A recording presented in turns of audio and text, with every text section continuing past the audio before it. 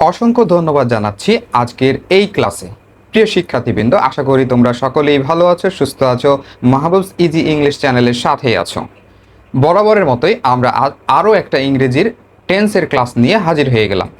তোমরা জানো আমাদের ইংলিশের টেন্সের ধারাবাহিক ক্লাসে আজকে আমরা শিখতে চলেছি future perfect tense. My dear students, future perfect tense কোথায়, কিভাবে, কখন ব্যবহার করব, স্ট্রাকচার, এক্সাম্পল সব শিখবো আজকের আমাদের এই ক্লাসে। আশা করছি এই পুরো ক্লাস জুড়ে তোমরা আমার সাথে থাকবে এবং ক্লাসটি এনজয় করবে। তো প্রিয় শিক্ষার্থীবৃন্দ, দেরি না করে শুরু করি আমাদের আজকের লেসন ফিউচার পারফেক্ট টেন্স।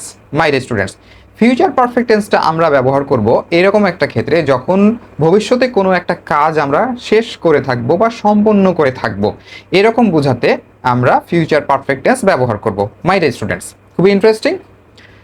ওকে, এবার আমরা এটার অ্যাফার্মেটিভ স্ট্রাকচারটা বা গঠনটা দেখে নিই।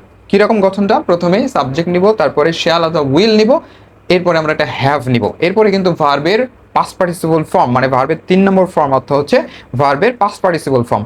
এরপরে আমরা প্রয়োজনীয় অবজেক্ট বা এক্সটেনশন নিব, এরপরে একটা সময়ের মধ্যে শেষ করে থাকবো, এই জন্য আমরা একটা বাই, উইদিন প্লাস একটা টাইম নিব।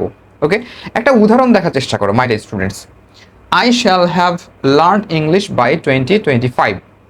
ওকে, স্ট্রাকচারটা অনুযায়ী যদি আমাদের এক্সাম্পলটা হয়ে থাকে একটু খেয়াল করে দেখো। আমরা সাবজেক্ট নিয়েছি, তারপরে শ্যাল অথবা উইল নিয়েছি, তারপরে হ্যাভ নিয়েছি, তারপরে V3 বা ভার্বের পাস্ট পার্টিসিপল ফর্ম নিয়েছি, এরপরে আমরা অবজেক্ট নিয়েছি এবং বাই প্লাস একটা টাইম নিয়েছি। ওকে, এটার বাংলা কি মাই ডিয়ার স্টুডেন্টস? বাংলাটা খেয়াল করো। আমি 2025 সালের মধ্যে ইংরেজি শিখে থাকবো, অর্থাৎ আমি ইংরেজি শেখাটা সম্পন্ন করে থাকবো। ওকে মাই ডিয়ার স্টুডেন্টস, আচ্ছা এবার আমরা এইটাকে 6টা সাবজেক্ট নিয়ে প্র্যাকটিস করি। চলো আমার সাথে প্র্যাকটিস করো তোমরা।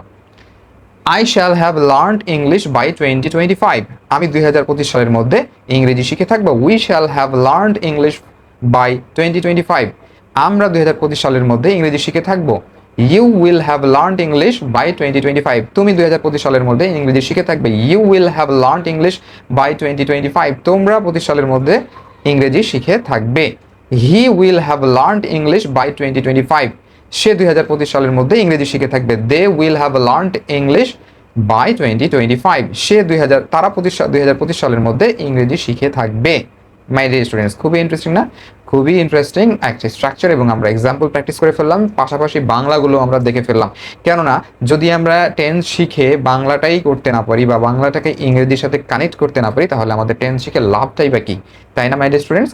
কাজেই বাংলার সাথে ইংরেজিটাকে কানেক্ট করে পড়াশোনা করতে হবে মাই ডিয়ার স্টুডেন্টস। তোমরা যদি তোমাদের পছন্দের ভার্ব নিয়ে এটা প্র্যাকটিস করো তাহলে এটা আরও সহজ হয়ে যাবে। আজকের এই ক্লাসটা দেখার পরে তোমরা এইটাকে আবার প্র্যাকটিস করবে। মাই ডিয়ার স্টুডেন্টস, বলে রাখি যদি তোমাদের প্রয়োজন হয় এটাকে নেগেটিভ করার সেক্ষেত্রে তোমরা আমাদের এই টেন্সের যে অক্সিলারি ভার্ব আছে অর্থাৎ শ্যাল এবং উইল, এরপরে শুধুমাত্র একটা নট যুক্ত করে নিলে এটা নেগেটিভ হয়ে যাবে। আমি একটা তোমাদের বলে দিই, সেটা হচ্ছে I shall not have learned English by 2025।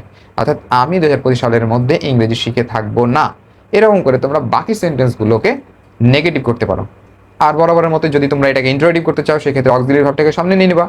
ওকে, যেমন shall I have learned English by 2025। আমি 2025 সালের মধ্যে ইংরেজি শিখে থাকবো। ইন্টারেস্টিং না? তোমরা এইভাবে প্র্যাকটিস করতে পারো। এরপরে তোমরা যদি এটাকে নেগেটিভ ইন্টারেটিভ করতে চাও সেক্ষেত্রেও শ্যাল এবং উইলের সাথে নট নিয়ে এটাকে আমরা বাক্যের শুরুতে বসিয়ে দিতে পারি। এক্সাম্পল খেয়াল করো, shan't I have learned English by 2025। আমি কি 2025 সালের মধ্যে ইংরেজি শিখে থাকবো না? এইভাবে করে তোমরা বাকি সেন্টেন্সগুলো প্র্যাকটিস করতে পারো।